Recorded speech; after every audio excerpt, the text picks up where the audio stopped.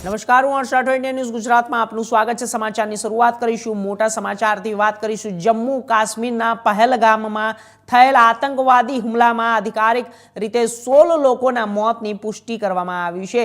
પહેલગામમાં આતંકીઓએ ધર્મ પૂછીને લોકોને નિશાન બનાવ્યા હતા।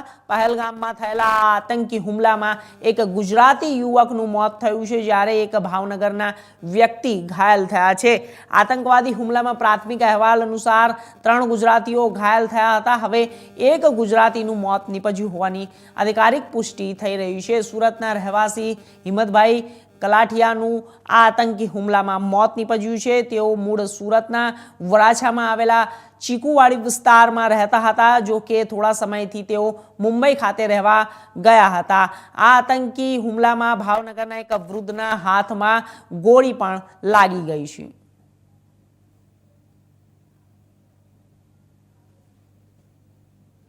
નાયબ મામલતદાર સાજિદ મેરુજઈ, કલેક્ટર કચેરી, ડિસ્ટ્રિક્ટ ઇમરજન્સી ઓપરેશન સેન્ટર।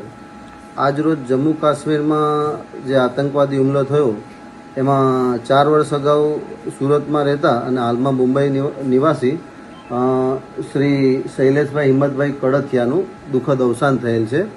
તેમની સાથે એમના પુત્ર પુત્રી અને પત્ની છે તે ત્યાં કાશ્મીરમાં પોલીસ અધિક્ષક શ્રીની કચેરીમાં છે અને એમના જે એક કઝિન છે મયુરભાઈ, જે મુંબઈથી કાશ્મીર માટે રવાના થયેલા છે।